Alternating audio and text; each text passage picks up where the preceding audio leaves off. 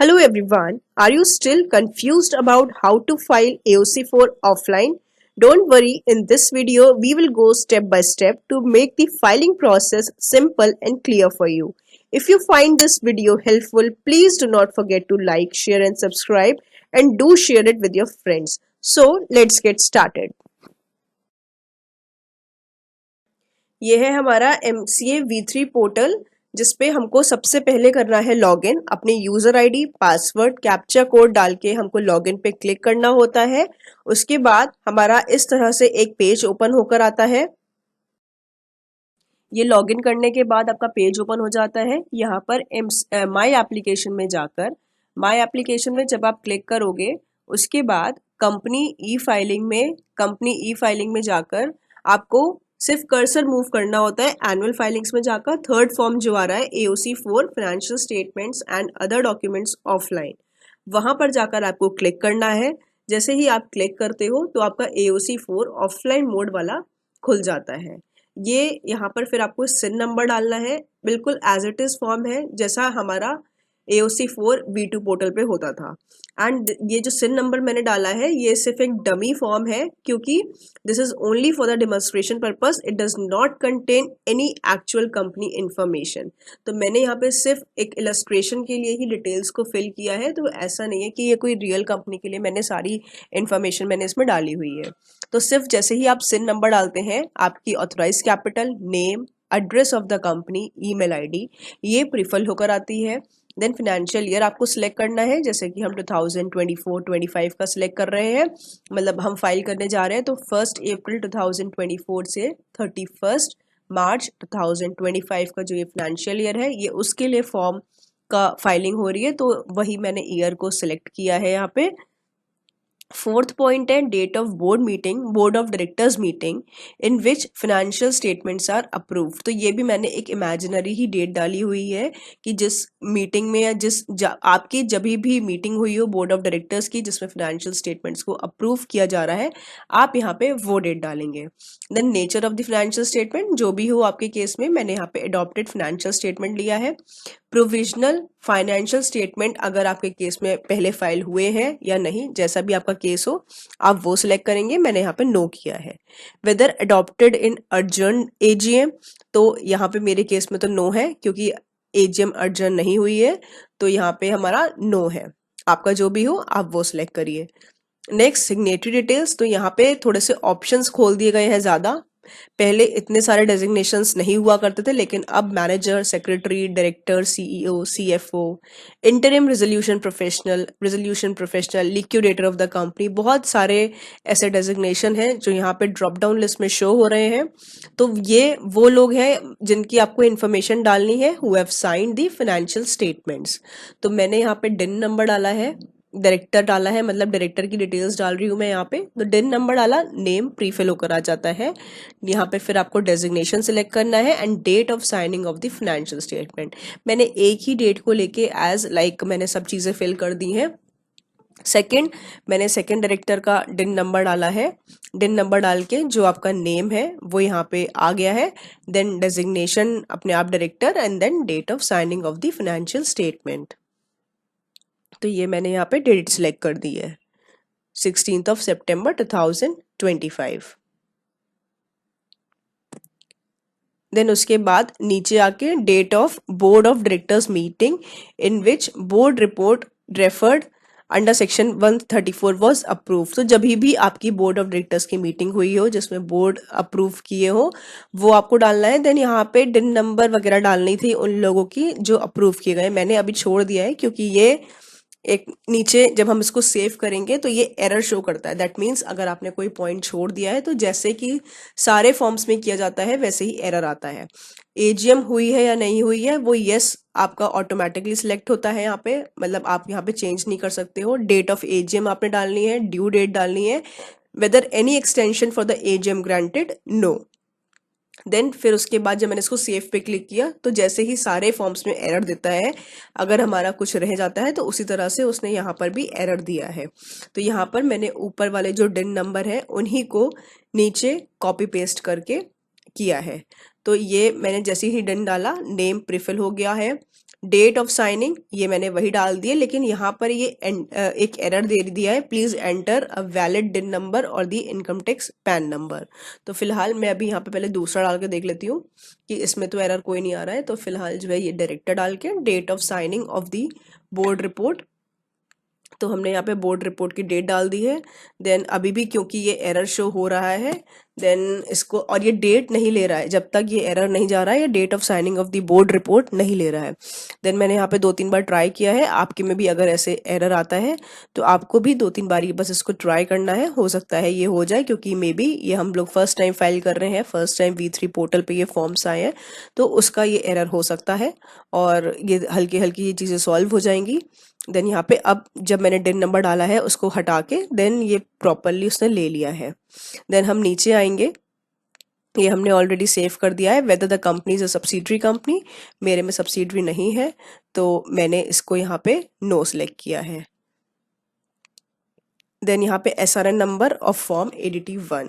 अब SRN number अगर आपका है कोई, लाइक आपने अगर प्रीवियसली कोई ADT 1 फॉर्म फाइल किया है, देन आपको वो वाला SRN यहाँ पे डालना है। लेकिन इन केस अगर आपने नहीं किया है, फर्स्ट ऑडिटर का जो हम डालते हैं ना SRN, ये वो मांगता है, या फिर उसके बाद आपका फर्स्ट नहीं, आपका टेन्योर पूरा हो गया है या 5 इयर्स के बाद आपने कभी भी आपने जो ADT 1 फाइल करते हैं हम, ये वो है। अगर आपका ऐसा केस नहीं है, आपका Z99 वाला आप डालते थे SRN नंबर, आपका वैसा केस है, देन ये SRN वो भी लेगा। लेकिन यहाँ पे थोड़ा सा मैं जैसे प्रेस कर रही हूँ तो मे बी साइट इशू की वजह से या कुछ भी है, तो ये अभी 99 नहीं ले रहा था, तो मैंने प्रॉपरली जैसे कुछ बार लाइक मैंने प्रेस किया है तो ज़्यादा टाइम्स 9 आ गया, कई बार कम टाइम्स 9 आ गया है, तो ये ऐसा केस हो गया है। SRN नंबर ऑफ ADT 1, इसमें मैंने 3-4 बारी ट्राई करके देखा था, तो कई बारी जैसे साइट इशू भी हो सकता है या टाइपिंग एरर करके, तो वो नहीं ले रहा था। लेकिन जब प्रॉपर Z999 आपने 8 टाइम्स डाला है तो वो उसने ले लिया है। लेकिन जब आप ये डालोगे ना, तो उसके बाद आपका कुछ भी ऑडिटर की डिटेल प्रीफिल होकर नहीं आती है। लेकिन मेरे पास ADT 1 का SRN नंबर था, लाइक मैंने जनरल किसी भी ADT 1 का SRN नंबर यहाँ पे डाल दिया है, तो यहाँ पर आपकी जो ऑडिटर्स की डिटेल है वो प्रीफिल हो गई है। नेक्स्ट मांग रहा है detail of member who is signing the above form, तो मैंने ऑडिटर का नाम ना डालते हुए किसी भी, लाइक मैंने अपना नाम यहाँ पे डाल दिया है और मेंबरशिप नंबर में कोई भी जनरल ऐसी नंबर डाल दिया है। उसके बाद general information and other application details, इसमें आपको अपनी टाइप ऑफ इंडस्ट्री सिलेक्ट करनी है, मैंने यहाँ पे कमर्शियल एंड इंडस्ट्रियल सिलेक्ट किया हुआ है। शेड्यूल 3 इज एप्लीकेबल और नॉट, ये येस ऑटोमेटिकली सिलेक्ट होकर आता है।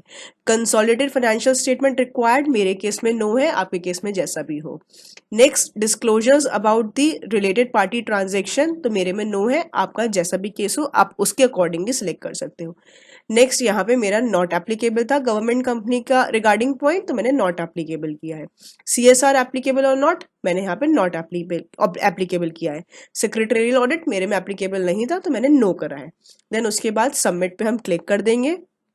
जब ये सबमिट हो जाएगा उसके बाद आपकी इस तरह से एक्सट्रैक्ट्स ऑफ ऑडिटर रिपोर्ट खुलकर आ जाती है। ठीक है, उसके बाद आप इसमें डालोगे लाइक नंबर ऑफ, अगर कुछ आपके केस में ऑडिट रिमार्क्स वगैरह है, नंबर ऑफ क्वालिफिकेशन मेरे में नहीं थे या मैंने नहीं इसमें डाले हैं तो मैंने 0 कर दिए हैं। फिर उसके बाद आप कर देंगे सबमिट पे क्लिक। सबमिट पे आप जब क्लिक कर देंगे देन बोर्ड रिपोर्ट के कुछ एक्सट्रैक्ट्स खुलकर आते हैं। उसमें आपकी जो ये थोड़ी सी इंफॉर्मेशन है, कंपनीज एंड OPC और स्मॉल कंपनी, तो मेरी में नो है। बोर्ड मीटिंग्स कितनी हुई वो डालनी होती हैं, कमिटी मीटिंग्स कितनी हुई आपको यहाँ पे वो डालनी होती है। सेक्शन 186 वाले में आता है details of loan guarantee investment, तो अगर आपके केस में ऐसा कुछ भी येस और नो वाले पॉइंट्स हैं वो आप अपने अकॉर्डिंगली चीज़ों को फिल करेंगे एंड देन सबमिट कर देंगे। तो ये छोटी सी एक्सट्रैक्ट थी सिर्फ बोर्ड रिपोर्ट और ऑडिट रिपोर्ट की। जब आप इस पर सबमिट करेंगे देन यहाँ पे एक्सेल जनरेट होगी, क्योंकि ये ऑफलाइन है तो अब हमको बाकी जो रिमेनिंग चीज़ें हैं वो हमारी ऑफलाइन मोड में जाएंगी, यहाँ तक सिर्फ ऑनलाइन था।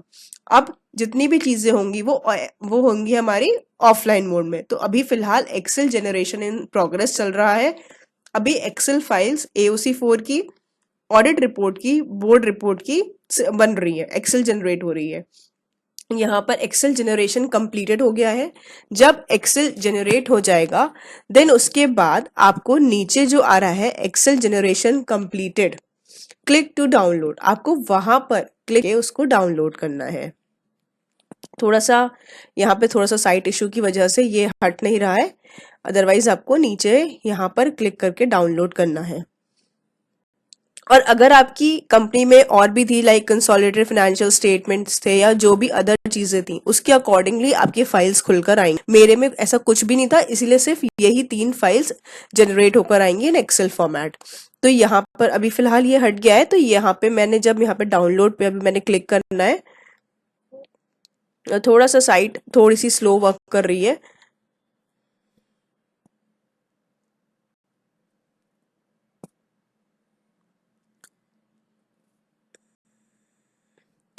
तो अभी ये डाउनलोड हो गया है। डाउनलोड होने के बाद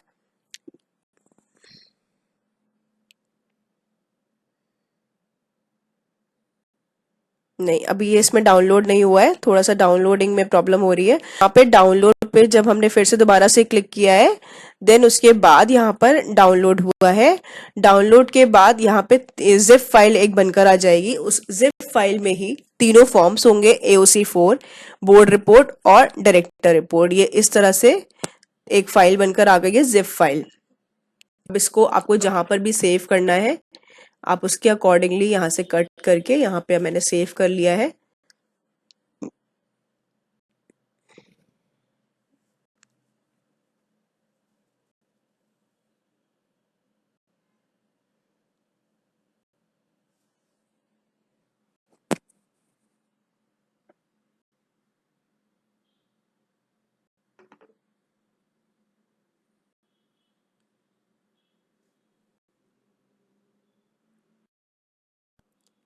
तो मैंने यहाँ से उठा के इसको यहाँ पे पेस्ट कर लिया है। अब मैं यहाँ पे एक्सट्रैक्ट करूंगी।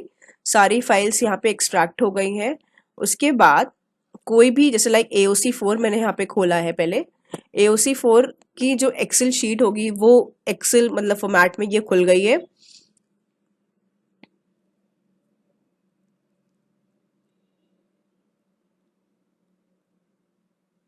एक्सेल शीट ओपन हो रही है यहाँ पे AOC4 की।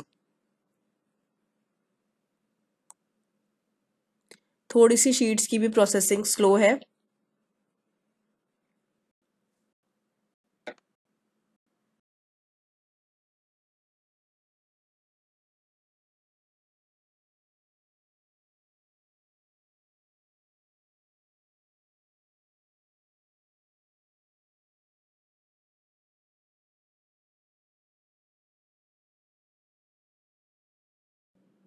तो ये रीडमी इंस्ट्रक्शंस है, मींस किस तरह से फॉर्म को फिल करना है, ये सभी कुछ मेंशन है यहाँ पे। तो इसमें ये भी मेंशन किया गया है कि कट कॉपी पेस्ट आप मत करिए, क्योंकि उससे हो सकता है आपकी फाइल करप्ट हो जाए। उसके अलावा जितने भी यहाँ पे ग्रे पोर्शंस दिए हुए हैं वो ऑटोमेटिकली प्रीफिल होकर आ रहे हैं उस बेसिस पे जो आपने parent form AOC4 online fill किया है, या board report, extracts of audit report जो भी आपने फिल की थी उसके बेसिस पे। दूसरी चीज, ब्लू लाइंस हमको फिल करनी है। देखिए ये जैसे जितने भी ग्रीन वाला है ना, ये पूरा AOC4 फॉर्म में ये पूरा फिल होकर आ रहा है ऑटोमेटिकली। ये आ गया बैलेंस शीट का फॉर्मेट। बैलेंस शीट में मैंने कोई भी डिटेल, मतलब जो कंपनी की कुछ लास्ट ईयर का जो इसमें ऑटोमेटिकली प्रीफिल होकर आ रहा है ना, यहाँ पर ऑटोमेटिक मतलब जो प्रीवियस ईयर की फिगर्स है वो फीड होकर आ रही है, उसमें हमें कोई भी चेंजेस नहीं करने हैं। मैंने यहाँ पे जनरल 00 डाल के या जो भी फिगर्स अपनी इमेजिनरी डाल दी है। पूरी बैलेंस शीट, पूरा P&L मैंने फीड नहीं किया है, क्योंकि ये वो फॉर्म्स है जो हम बहुत टाइम से फिल करते हुए आ रहे हैं और सबको पता है इसमें किस तरह से इंफॉर्मेशन को जाना है। Long term borrowings, long term liabilities, ये सारे जो फिगर्स हैं वो आपको अपनी बैलेंस शीट के अकॉर्डिंगली फीड करनी है। इसलिए मैंने यहाँ पर पूरी एक एक चीज, एक एक फिगर को फीड करके नहीं दिखाया है। प्रीवियस ईयर की फिगर्स यहाँ पे ऑटोमेटिकली प्रीफिल होकर आ रही हैं। कोई भी रीजन हो जिसकी वजह से आपको अपनी प्रीवियस ईयर की फिगर्स को चेंज करना है, तो आपको थर्ड वाले पोर्शन में जहाँ पे लिखा है reason for the change in the prefilled figures of the previous reporting, वहां आपको मेंशन करना है जो भी रीजन है। वैसे तो चेंज नहीं होना चाहिए, बट इन एनी केस अगर आपका कुछ रीजन, किसी कोई फिगर आपकी चेंज हो रही है, तो आपको वहां पे रीजन डालना है। और बाकी सारे पूरा AOC4 जितनी भी बैलेंस शीट, P&L की डिटेल्स डालते थे, जो अदर नोट्स आते थे, foreign exchange related details related to physical principal, product, everything, वो सब कुछ सेम है जैसा कि हम पुराने AOC4 में ऑन V2 पोर्टल फिल किया करते थे। ये देखिए सारे सारे कॉलम्स ऑलमोस्ट पूरे पूरे सेम है, बस एक चीज इजी हो गई है कि आपको प्रीवियस ईयर की फिगर्स अब नहीं डालनी है। यहाँ पे आपका P&L स्टार्ट हो जाता है। P&L में भी फाइनेंशियल ईयर आपका फीड होकर आ रहा है और प्रीवियस ईयर की फिगर्स सारी की सारी ऑटोमेटिकली फिल होकर आ रही हैं। नीचे DSC बॉक्स आ रहा है बनके, तो यहाँ पर वही रेजोल्यूशन नंबर वगैरह डाल के डिन नंबर डाल के आपको सबमिट करना है। सबमिट क्या करना है, आपको पूरा पूरा फिल करना है, देन आपको अपनी फाइल को सेव कर देना है। तो इस तरह से आपका जो AOC 4 है वो पूरा फिल हो जाएगा। फिर उसके बाद ये हो गया आपका पूरा AOC 4, ये आपको सेव करके रखना है। देन ये दूसरा फॉर्म मैंने खोला है यहाँ पे, ऑडिटर रिपोर्ट। तो ये हमारी जो 3 फाइल्स डाउनलोड हुई थी, ये उसमें से एक ऑडिटर रिपोर्ट भी। अब आपको ओपिनियन, कुछ भी आपकी ऑडिट रिपोर्ट में अगर ओपिनियन दिया हुआ है, basis of opinion, emphasises of matter, कुछ भी ऐसे ऑडिट रिपोर्ट में अगर मेंशन है तो आपको उसके अकॉर्डिंगली चीजें डालनी है। नहीं है तो नॉट एप्लीकेबल या नो कर देना है। या कोई भी ऐसा पॉइंट आ रहा है जो बहुत लेंदी है आपके ऑडिट रिपोर्ट में, तो आपको उसके अकॉर्डिंगली आप मेंशन कर सकते हो, like as per this point number of the audit report, इस तरह से आप मेंशन कर सकते हो। नीचे DSC बॉक्स आ जाएगा, कुछ ही थोड़ा सा ही पोर्शन है जो पूछा गया है। फिर उसके बाद यहाँ पे आपको DSC बॉक्स में आपको वही डिन नंबर वगैरह डालना है डायरेक्टर का, और आपको फिर इसको भी सेव कर देना है। जैसे ओपिनियन है, अगर आपकी किसी भी ऑडिट रिपोर्ट में कोई ओपिनियन वगैरह दिया हुआ है तो आपको उसके अकॉर्डिंगली चीजों को फिल करना है। नेक्स्ट यहाँ पर आपका आ रहा है बोर्ड रिपोर्ट। इसमें भी पूरे इंस्ट्रक्शंस वगैरह दिए हुए हैं, जो भी आपको इंस्ट्रक्शंस मतलब तीनों ही फाइल्स में आपको दिए गए हैं चीज़ों को फिल करने के लिए। Then board report, board report में भी बहुत सारी चीज़ें नहीं पूछी गई हैं, थोड़ी सी चीज़ें पूछी गई हैं जो हम जनरली बोर्ड रिपोर्ट में बनाते हैं।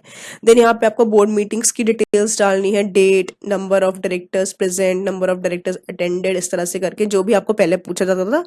Directors responsibility statement, details in respect of fraud, ये सभी डिटेल्स थोड़ी थोड़ी करके आपकी जैसे बोर्ड रिपोर्ट में आती हैं, उसके अकॉर्डिंगली आपको यहाँ पे चीज़ों को फिल करना है। तो ये अब आप कॉपी पेस्ट भी कर सकते हो, आपको सेव फीड करनी है आप फीड कर सकते हो। कोई पॉइंट्स आपके केस में एप्लीकेबल नहीं है उस पर आप नॉट एप्लीकेबल कर सकते हो, कुछ नो आ सकता है, तो उसके अकॉर्डिंगली चीज़ें यहाँ पे फिल होंगी। इसकी नीचे डिजिटल सिग्नेचर्स लगाए जाएंगे, तो आपको डायरेक्टर सेलेक्ट करके या जो भी आपका केस हो, आपको डिन नंबर डालना है यहाँ पे। अब मैंने यहाँ पे ऐसी कोई भी इमेजिनरी डिन नंबर डाल दिया है, तो वो आपको सिलेक्ट करके यहाँ पे सब कुछ फीड करके यहाँ पे आपको फिर इसको भी सेव कर देना है। जब आपके तीनों फॉर्म्स बन जाएंगे उसके बाद आप इसको MCA पोर्टल पे अपलोड करेंगे।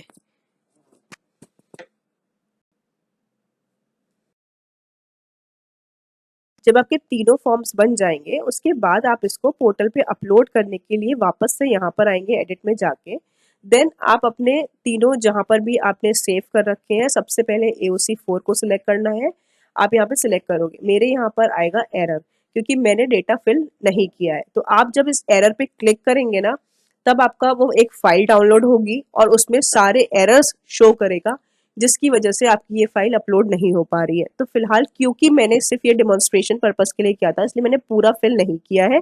तो यहाँ पर मेरे अब आप जब इस पर क्लिक करो आपके सारे एरर्स आपको शो हो जाएंगे, यहाँ पे फॉर्म में क्या क्या एरर्स थे। मेरे में सब इनवैलिड आ रहा है क्योंकि मैंने सारी चीजों को ब्लैंक छोड़ा हुआ है। जब AOC 4 प्रॉपरली फिल होगा तभी वो अपलोड होगा और तभी ऑडिट रिपोर्ट वाला अटैचमेंट इनेबल होगा। तब हमको यहाँ पे ऑडिट रिपोर्ट की अटैचमेंट इनेबल करनी होगी, मतलब फिर जब आप वो भी अपलोड करोगे। मेरी यहाँ पे इनेबल नहीं हो पा रही है क्योंकि मेरा AOC 4 ही अपलोड नहीं हो पा रहा है क्योंकि उसमें एरर्स है। जब आप ये तीनों चीजें अपलोड कर दोगे, देन आपको नीचे जो आ रहा है प्रोसीड, आपको प्रोसीड पे क्लिक करना है। देन आपकी जो साइंड वाली ऑडिट रिपोर्ट और बोर्ड रिपोर्ट होती है आपको वो अपलोड करनी है। Then you have to click on submit. जब आप सबमिट कर दोगे उसके बाद आपको वापस से जाना है माई एप्लीकेशंस पे। वहां पर आपको वो फॉर्म अब आपका सबमिट हो चुका है, अब आपको डाउनलोड करना है। सभी फाइल्स डाउनलोड होंगी, देन आपको DSC अफिक्स करने हैं सभी में। और फिर जैसे आप MCA पोर्टल पे फॉर्म्स को अपलोड करते हो, उसी तरह आपको 1 बाय 1 सारे फॉर्म्स को अपलोड कर देना है and then you have to pay the fees. Thank you so much for watching. This video was all about filing your AOC4 offline. If it helped you even a little, please do not forget to like, share and subscribe. Do share it with your friends as it really motivates me to create more helpful videos. Thank you.